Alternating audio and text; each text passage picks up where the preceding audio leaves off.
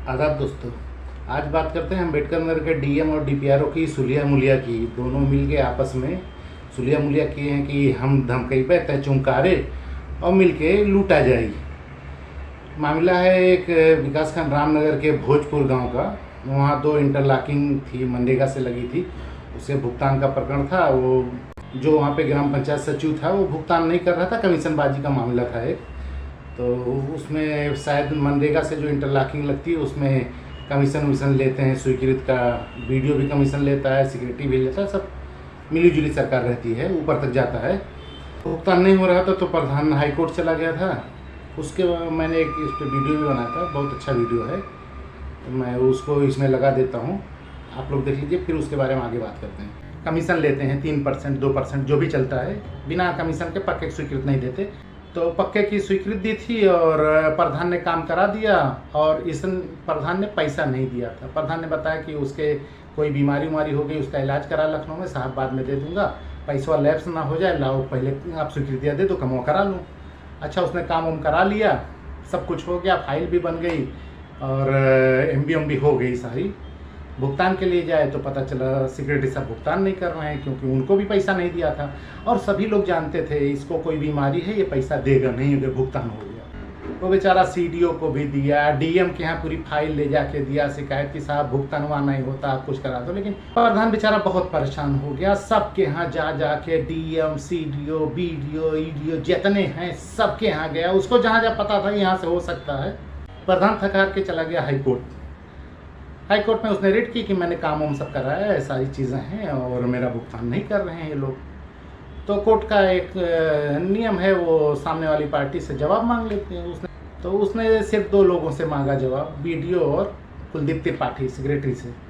Secretary साहब ने जवाब लगाया कि वो हमने कुछ किया ही नहीं और हमारा आईडी पासवर्ड प्रधान ने हैक कर लिया था, उसी से जाके उन्होंने पूरा कर लिया, हमें कोई जानकारी नहीं है, हमने ना कोई काम कराया, ना हमें कोई जानकारी थी, और उसमें ये काम हुआ है, ये काम इतना नहीं हुआ है, इतना काम ये हुआ है, और मनरेगा फीड नहीं हुआ है, मास्टर रोल नहीं निकला है था। लेकिन जो उन्होंने कह दिया ना मेरा आईडी पासवर्ड हैक करके प्रधान ने किया, ये चीज़ पकड़ने वाली थी, वो चीज़ पकड़ ली गई।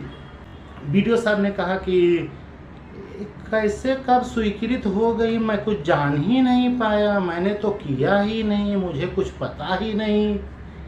वीडियो का जवाब पढ़ के मुझे ऐसा लगना जैसे कुछ औरतें होती ना बच्चलन, वो कांड करती हैं, जब प्रेग्नेंट हो जाती हैं तो पकड़े जाने पर कहती हैं हमें कुछ पता ही नहीं चला कैसे का हुआ, केक खोले से और कैसे का हो गया। तो होता है जब डिलीवरी डॉक्टर कराएगा ऑपरेशन से तब पता चलेगा। वैसे ही वीडियो साहब का हमारे है, इनको कुछ पता ही नहीं चला कैसे इनकी स्वीकृत हो गई, इनके आईडी पासवर्ड से हो गई, कुछ जान ही नहीं पाए किसने खोला।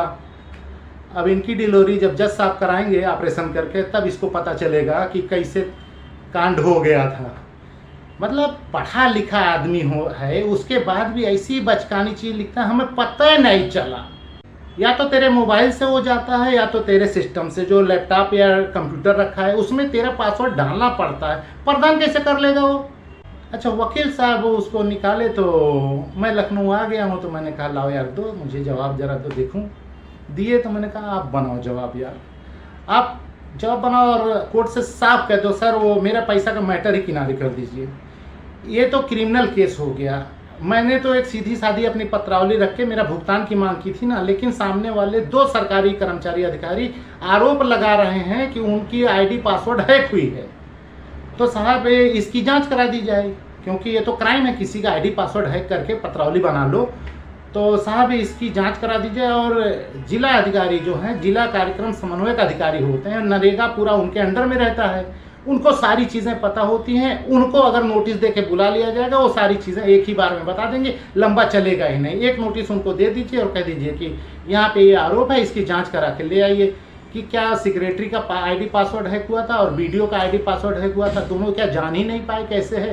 पत्रावली पे उन्होंने कोई अनुमति नहीं दी थी। जब अब की बार जाएगा और डीएम से पूछा जाएगा कि आपके यहाँ 2 क्राइम का मैटर है, ये दोनों की जांच करा के आप जिला कार्यक्रम समन्वयक हैं, जरा आइए उपस्थित होकर बताइए डिटेल, क्योंकि ये सेंट्रल गवर्नमेंट की स्कीम है, कोई हलवा नहीं है। तो ये मैंने बताया था तरीका। उसके बाद गांव वालों ने शिकायत की डीएम के यहाँ शपथ पत्र पे। तो डीएम ने अपना जांच कराई और जांच के बाद आरोप सिद्ध पाया गया।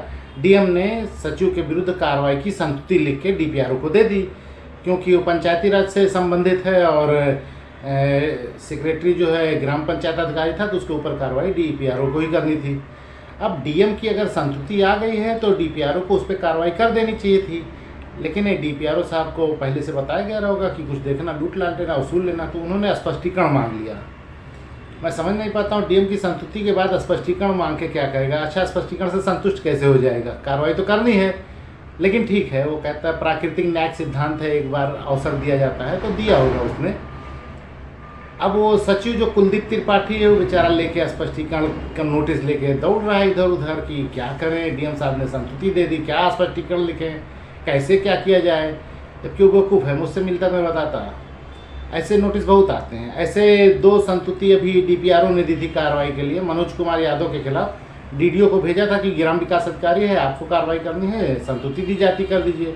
वो मनोज कुमार यादव गया, केपी तिवारी नाम का एक आदमी, 1500 रुपया लेता है स्पष्टीकरण लिखने का। इस वक्त ध्यान ब्लॉक में काम कर रहा है, फोटो लगा देता हूँ। उससे स्पष्टीकरण बनवा लिया 1500 रुपया दे के 2 स्पष्टीकरण, और उसने बता दिया कि डीडीओ के किस आदमी से जाके मिलना और कितना पैसा देना।